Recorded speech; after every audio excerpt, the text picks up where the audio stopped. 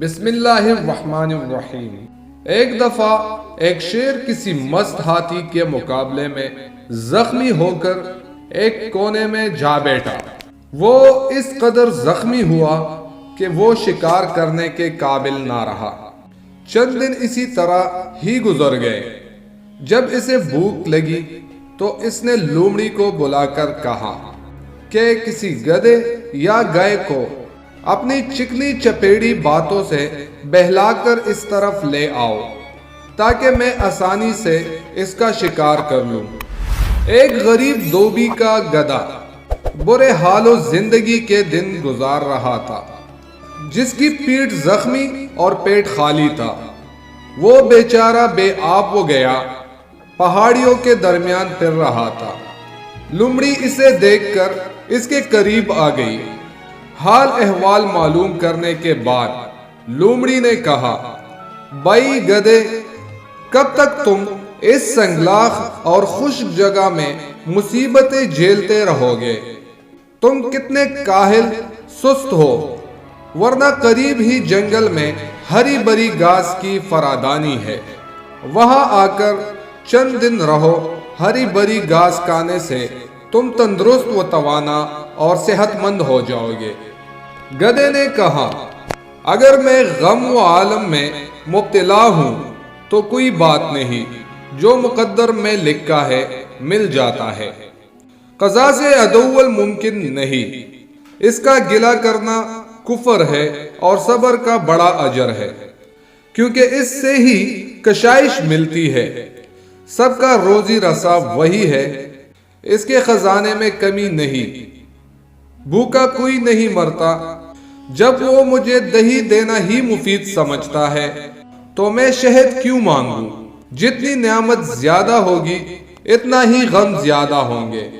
خزانے کی طرف جاؤ گے، سانپ کاٹنے کو دوڑے گا۔ پول کی طرف ہاتھ بڑھاؤ گے تو کانٹا چبھے گا۔ اس دنیا میں خوشی کے ساتھ غم لگا ہوا ہے۔ لومڑی نے کہا، بھائی گدھے، حلال رزق کی تلاش فرض ہے۔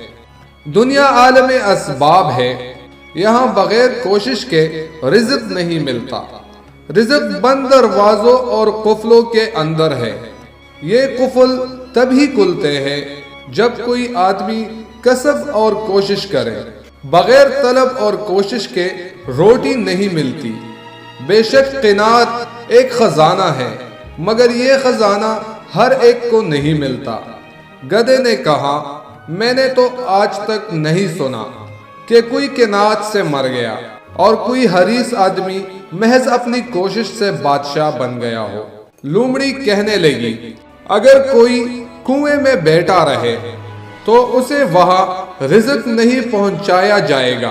گدھا کہنے لگا، خدا کنویں میں بھی رزق دیتا ہے، بشرطیہ اس کی ذات پر پورا توکل ہو۔ جس نے جان دی ہے وہ نان بھی دے گا۔ چوپائے اور پرندے سب رزق کھاتے ہیں، وہ نہ کوئی کسب کرتے ہیں اور نہ ہی اپنا رزق اٹھائے پھرتے ہیں۔ بھائی گدھے، ایسا توکل کون کر سکتا ہے؟ نادر کے گرد پھرنا نادانی ہے۔ تو اپنی قدر پہچان اور اپنی قدر سے بڑھ کر قدم نہ رکھ۔ کوشش کرو اور روزی کے تلاش کے لیے باہر نکل۔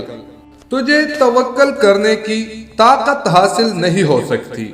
گدھا کہنے لگا، بہن تو کیسی الٹی پلٹی باتیں کر رہی ہے؟ طمع میں بڑی خرابیاں ہے۔ قانے آدمی کو کوئی خطرہ نہیں، ہمیشہ طمع کرنے والے ہی کی جان جاتی ہے۔ جس طرح تو رزق پر عاشق ہے، اسی طرح رزق بھی تجھ پر عاشق ہے۔ صابروں کی طرف خود رزق اڑ کر آ جاتی ہے۔ لومڑی کہنے لگی، بھائی یہ ہر کس و ناکس کی بس کی بات نہیں، یہ سب پہنچے ہوئے لوگوں کی باتیں ہیں۔ کوشش کیے بغیر کامیابی محال ہے۔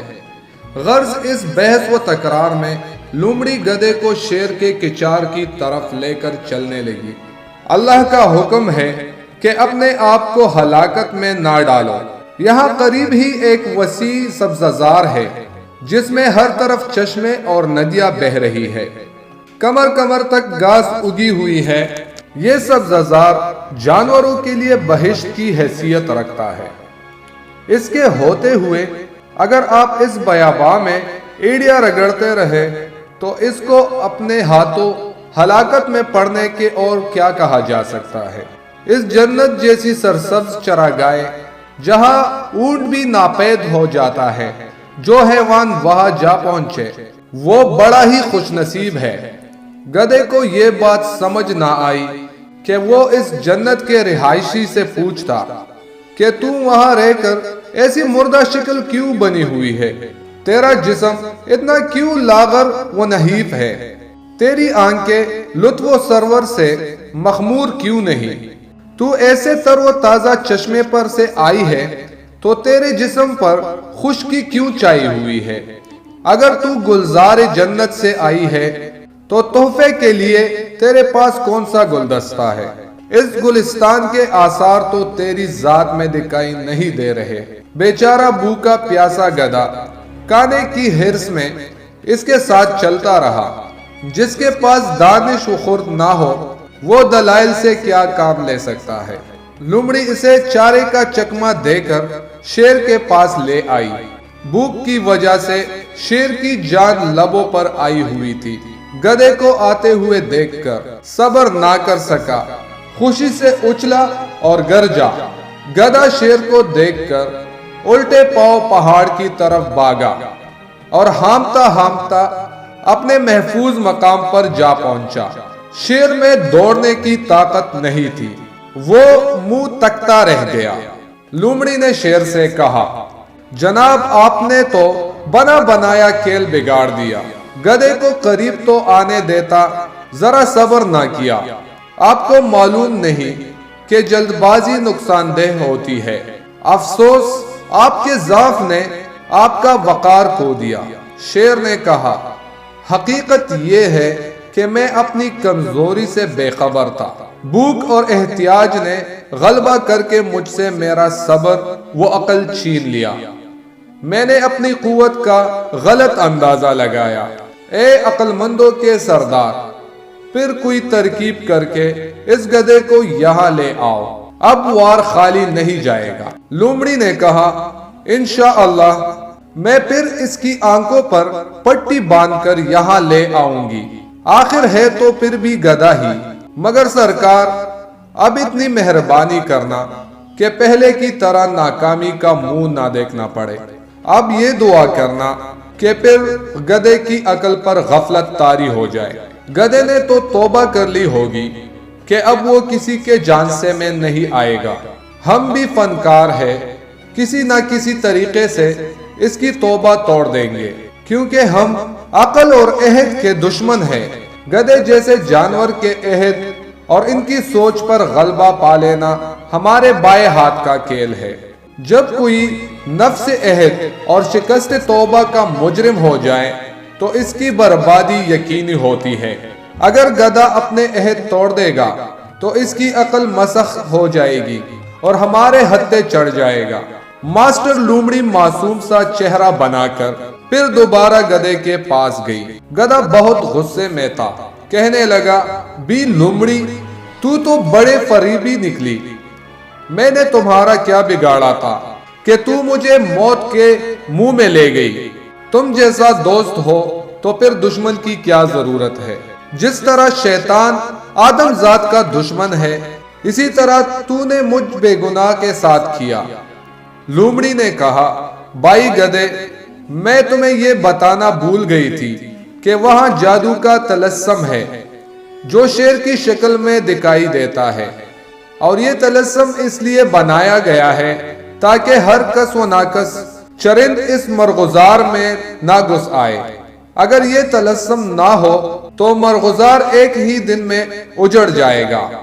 گدھے نے کہا، اے مکار لومڑی، میری آنکھوں سے دور ہو جاؤ، میں تیری شکل دیکھنا بھی نہیں چاہتا۔ تو کس منہ سے دوبارہ میرے پاس آئی ہے؟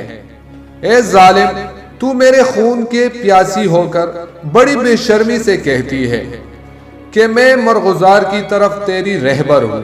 خدا نے مجھے اسرائیل کے پنجوں سے بچا لیا ہے، تو مجھے پھر پسانا چاہتی ہے۔ مان لیا کہ میں گدھا ہوں۔ جان ہر ایک کو عزیز ہوتی ہے۔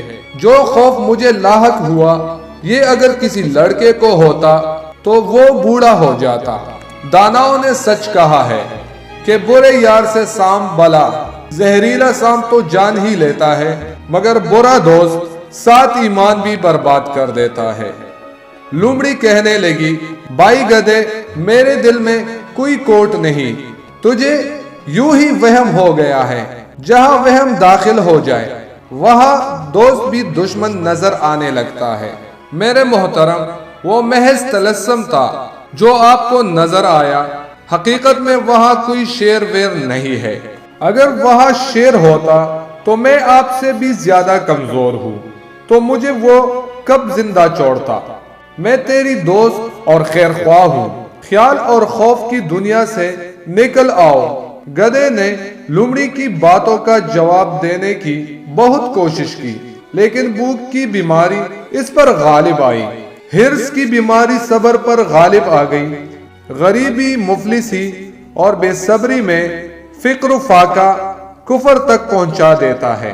گدھے نے دل میں سوچا، فرض کرو لومڑی مکر سے کام لے رہی ہے اور مجھے ہلاک کروا دے گی، جس عذاب میں پہلے سے پھنسا ہوا ہوں اس سے تو موت بہتر ہے۔ روز روز کے مرنے سے ایک دن ہی مر جانا بہتر ہے۔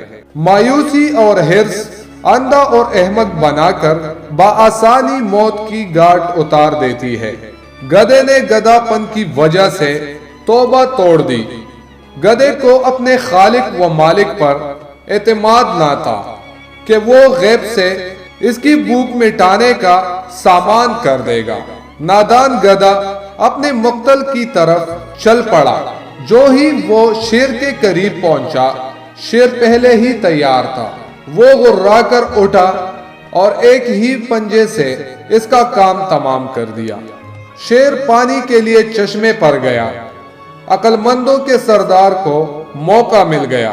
شیر کی غیر موجودگی میں لومڑی گدھے کا دل، دماغ، جگر نکال کر ہڑپ گئی۔